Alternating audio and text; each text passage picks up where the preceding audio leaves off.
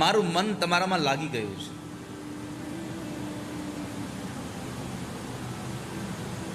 અને મેં આ પત્રના રૂપમાં મારું ચિત્ત તમારા સુધી પહોંચાડ્યું છે. મેં તમારી સાથે સંબંધ બાંધ્યો છે. માં રૂકમિણી ભગવાનને કહે છે, મેં તમારી સાથે સંબંધ બાંધ્યો છે. ભગવાને પ્રશ્ન પૂછ્યો કે રૂકમિણી, એક સ્ત્રી અને એક પુરુષનો સંબંધ તો કેટલાય પ્રકારનો હોય. કોઈ મા ને દીકરો હોય, કોઈ બાપ ને દીકરી હોય, કોઈ ભાઈ અને બહેન હોય, કોઈ પતિ અને પત્ની હોય. તો તમે સ્ત્રી છો અને હું પુરુષ છું.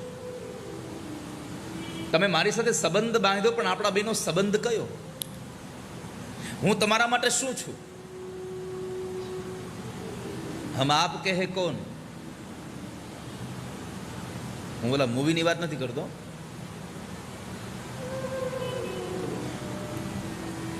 ઘણી ઘણી વખત મારે સ્પષ્ટતા બહુ કરવી પડે, નહીં તો હું અહીંયા ભગવાનના પ્રેમની વાત કરતો હોય ને ઘણા પોતાની વાત વેળગા હોય.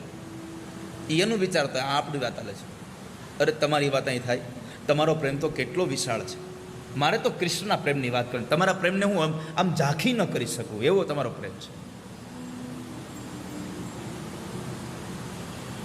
પણ કનૈયાના પ્રેમની વાત છે.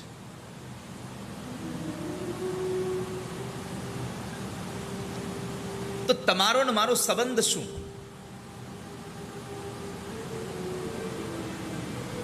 હમ આપકે ક્યાં લગતે હૈ?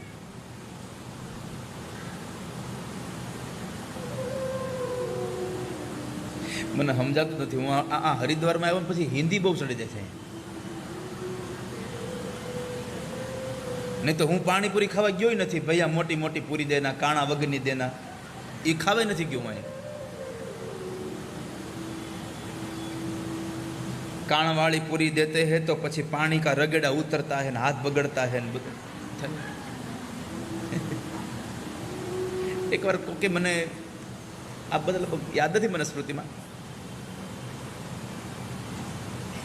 કોણ બોલ્યું તું કે પાછળ છે લગાડી દો ને એટલે ગુજરાતી થઈ જાય. લગભગ આયા તો એક પ્રવચનમાં કોઈ અહીંયા હા પેલા વિધાયકજી લગભગ આવ્યા હતા, પ્રદીપ એક રામદેવરા બાજુથી, રાજસ્થાનથી.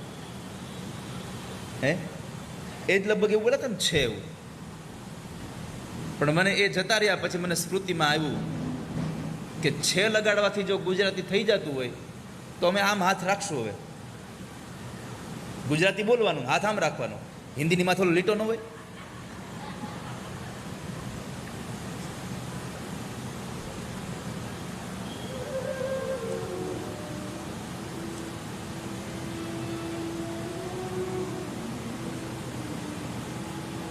તમારો ને મારો સંબંધ શું?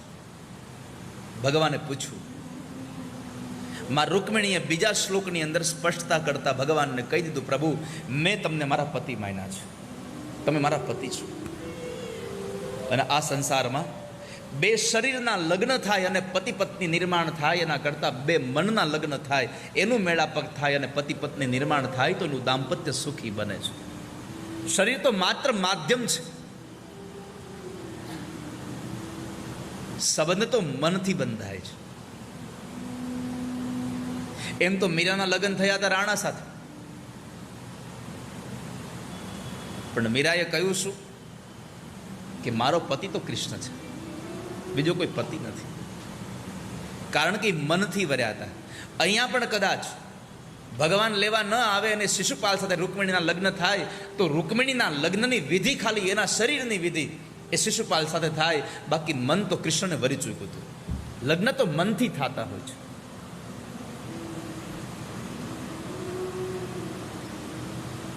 તો રૂકમિણીએ કહ્યું, ભગવાન મેં તમને પતિ માન્યા છે, મેં તમને મારા પતિ બનાવ્યા છે. ભગવાન પૂછે છે કે મને પતિ શું કામ બનાવ્યો? માતાજીએ કહ્યું, પ્રભુ તમને પતિ ન બનાવીએ કોને આ સંસારમાં? પતિ બનાવવા માટેની જેટલી લાયકાત જોઈએ બધી લાયકાત તમારામાં છે, બીજે ક્યાં છે? એક હારે બધી જ લાયકાત એક જગ્યાએ કોઈ હોય તો એ કૃષ્ણમાં છે.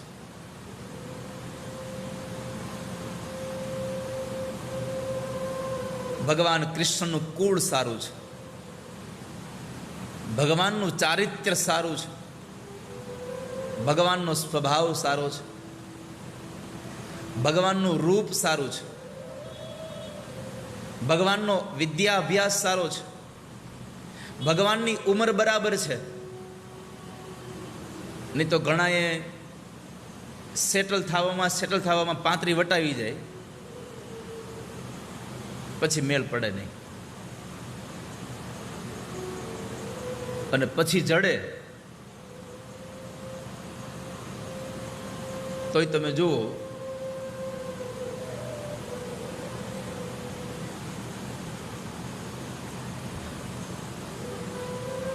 એક ઉંમર વહી જાય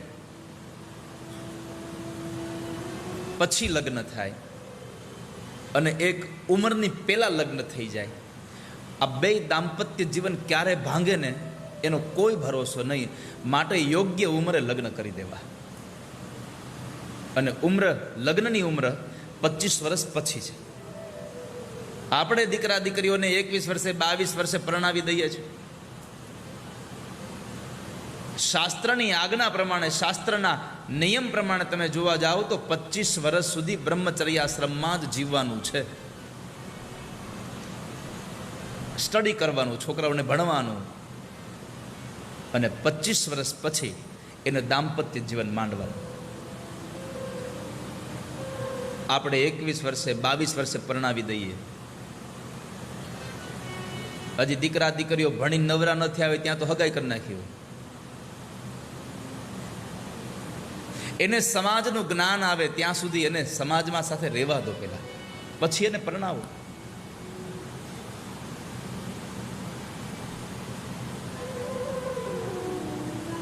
તો પ્રભુ તમારી ઉંમર પણ બરાબર છે. અને છેલ્લી વાત ઠાકોરજી, તમારું દ્રવિણ એટલે તમારી સંપત્તિ પણ બહુ બરાબર છે. દુનિયાને જે જોઈએ છે સંપત્તિમાં પણ તમને કોણ પહોંચી શકે?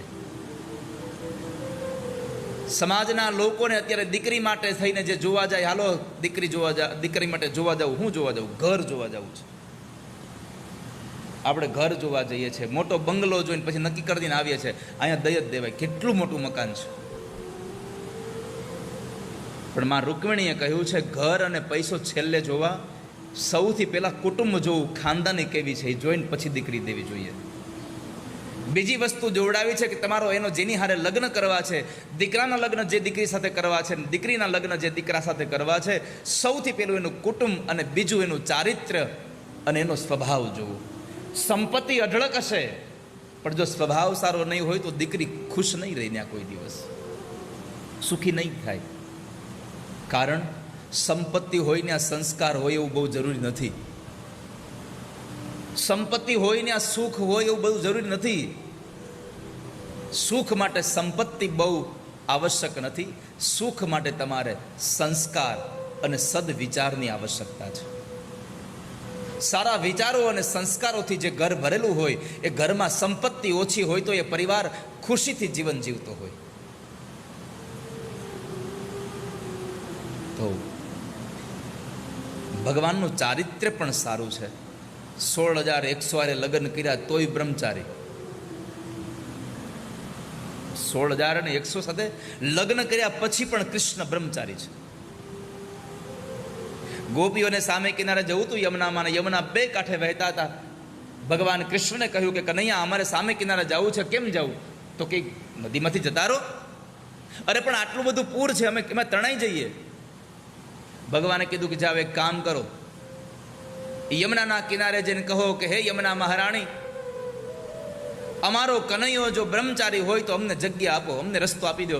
બે સખી હસે છે કે આ 16,100 ને લઈને બેઠો છે, અનબ્રહ્મચારી. પણ બે ગોપીઓએ કીધું કે હાલો જરા જાય તો ખરા.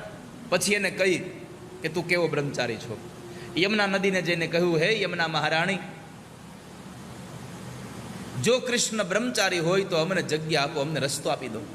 અને યમુનાએ રસ્તો આપી દો. ગોપીઓ બધી સામે ચાલે જાય છે. હવે ત્યાં ગર્ગાચાર્ય ઋષિને ભોજન દેવા માટે ગયા હતા. સરસ મજાની ખીર ને બધું બનાવીને દીધું. હવે જેવા સામે કાંઠે પહોંચ્યા, યમુના ફરી પાછા બે કાંઠે. હવે ગોપીઓને પાછું આવું તું, સાંજનો સમય થતો તો વેલા પોતાના સમયસર ના આવે તો વઢકણી સાસુ એને વઢે.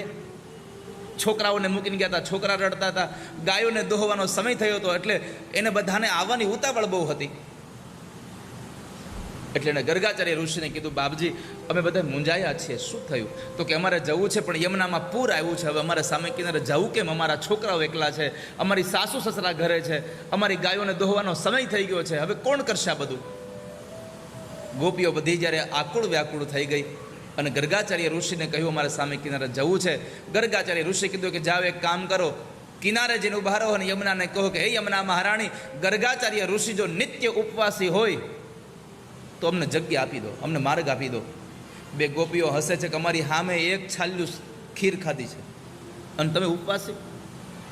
એક ગોપીએ કાનમાં કહ્યું, કૃષ્ણએ લગ્ન કર્યા હતા તોય આપણને યમુનાએ બ્રહ્મચારીના વાતથી એને આપણને જગ્યા આપી હતી. હાલને પૂછી તો જોઈએ યમુનાને. યમુનાને જેને કીધું કે હે યમુના મહારાણી, ગર્ગાચાર્ય મહારાજ જો નિત્ય ઉપવાસી હોય તો અમને માર્ગ આપો. અને યમુનાએ માર્ગ આપી દીધો.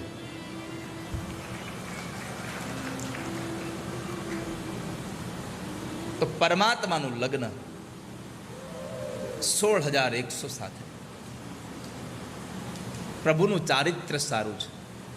અને આ દુનિયામાં સૌથી મોંઘું કોઈ ઘરેણું હોય તો તમારા ચારિત્ર્યનું ઘરેણું છે.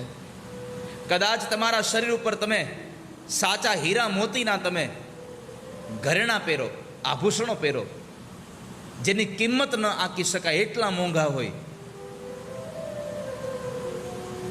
પરંતુ તમારું ચારિત્ર્ય સારું નહીં હોય તો તમારા સાચા મોતી કે હીરાની કિંમત નહીં થાય.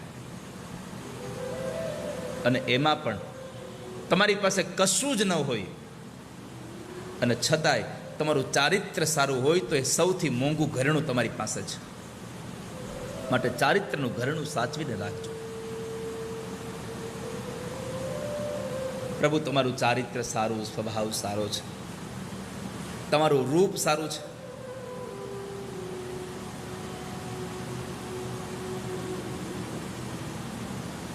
તમારા સ્વરૂપની સાથે કોની અમે સરખામણી કરી શકીએ?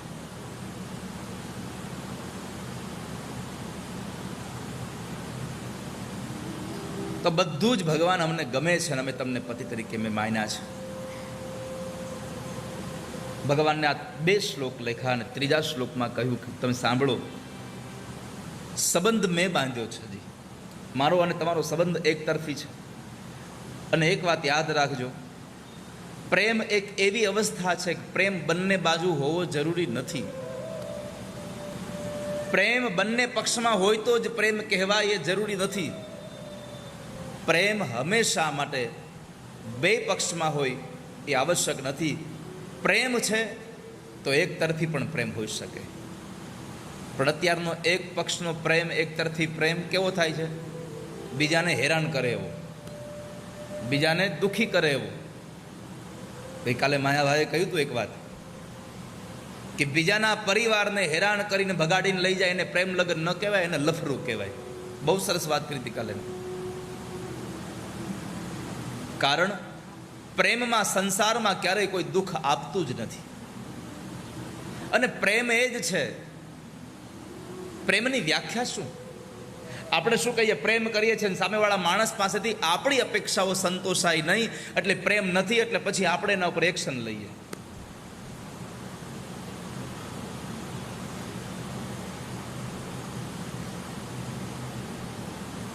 પ્રેમની અંદર મેળવાનું કશું હોતું જ નથી. પ્રેમમાં તો બધું આપી દેવાનું હોય છે.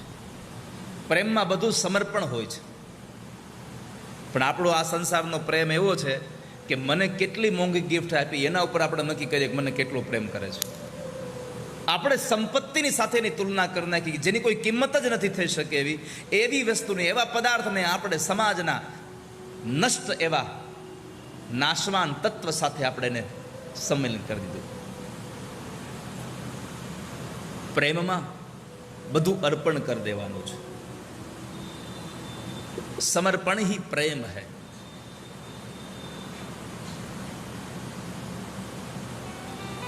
આપણો પ્રેમ કેવો છે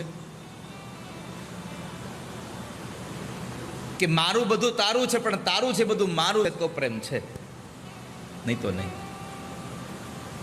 આ સંસારમાં સામેવાળો માણસ પોતાની સંપત્તિમાં, પોતાના કોઈ પણ વસ્તુમાં આપણને હક આપે કે ન આપે, પણ આપણે જો એને હક આપી દઈએ તો સમજવું મને પ્રેમ થયો, બરાબર છે. હવે પ્રેમ પામવા માટે હોતો જ નથી. પ્રેમ બધું સમર્પણ માટે હોય છે. આપી દેવાની ભાવના એ પ્રેમ છે.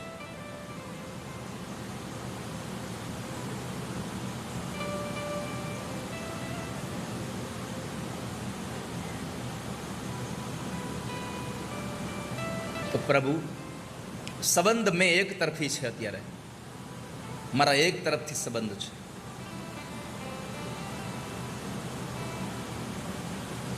જો તમે મને સ્વીકારતા હો અને કહેતા હોય કે હા, હું તમને પત્ની બનાવવા તૈયાર છું, આવી જાઓ,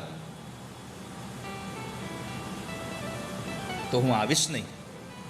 જો તમે મને પત્ની બનાવતા હોવ તો તમારે મને લેવા આવી પડશે.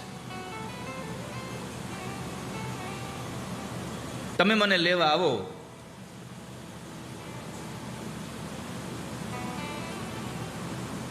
તો હું તમારે ત્યાં આવીશ. હું સામેથી નહીં આવું.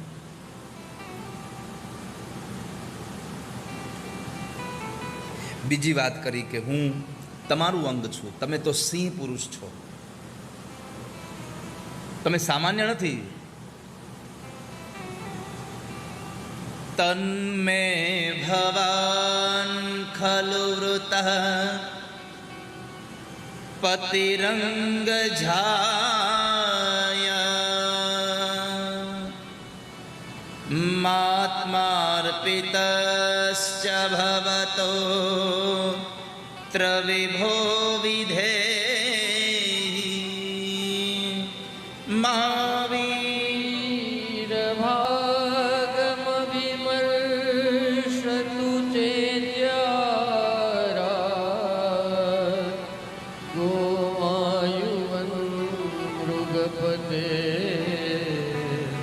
બલિમંબુજાક્ષ. ત્રીજા શ્લોકમાં માએ કહ્યું, ભગવાન તમે સિંહ પુરુષ છો, હું તો એક તમારું અંગ છું. અને શિશુપાલ તો શિયાળિયો છે. શિયાળિયાની એવી તે કઈ હિંમત કે જે સિંહના અંગને સ્પર્શ કરી શકે?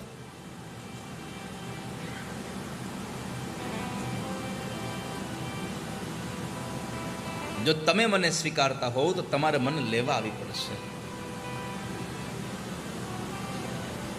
તમે મને લેવા આવો. આ પ્રાર્થના કોઈ રૂકમિણી, કોઈ સ્ત્રી નહીં, આપણો જીવાત્મા ભગવાનને પ્રાર્થના કરે છે, પ્રભુ તમે મને લેવા આવો.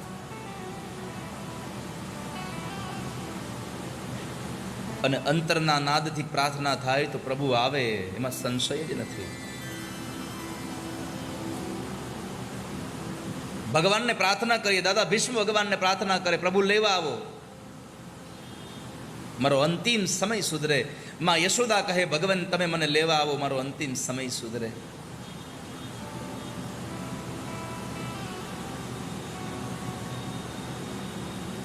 ગંગાના દ્વારે બેઠા છો, ભગવાન ભાગવતના ખોળામાં બેઠા છો, અંતરના પવિત્ર ભાવ સાથે પરમાત્માને પ્રાર્થના કરજો, ઠાકોરજી બીજું કાંઈ આપો કે ન આપો સંસારમાં, આ જિંદગીમાં, પણ એટલી કૃપા કરજો જ્યારે મરણ આવે ત્યારે યમના દૂત નહીં, મારો ઠાકોરજી લેવા આવે, મને મારો ભગવાન લેવા આવે. પ્રભુને પ્રાર્થના કરજો. આવુને યલ બેલા મારા અંતરના આધાર, હું વિનવું તમને વારંવાર.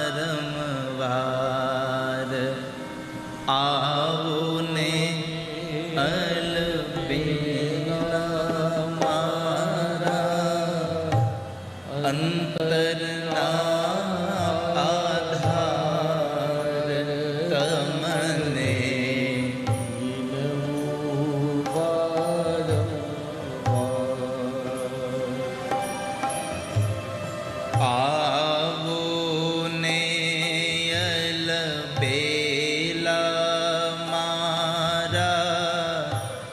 અંતરના આધાર તમને વિનવું વારંવાર.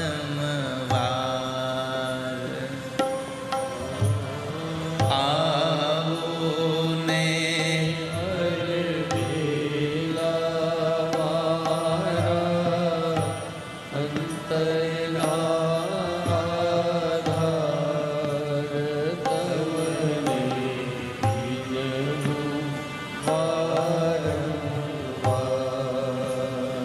તમને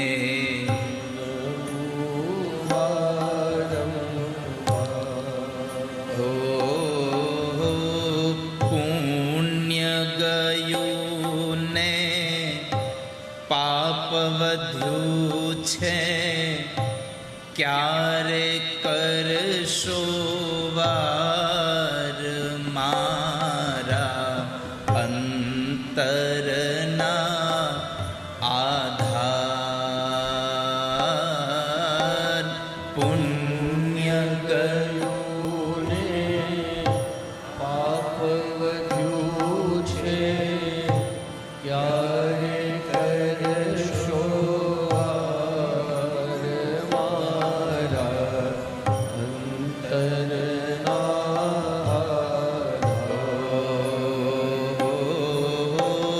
પુણ્ય ગયું ને પાપ વધ્યું છે, ક્યારે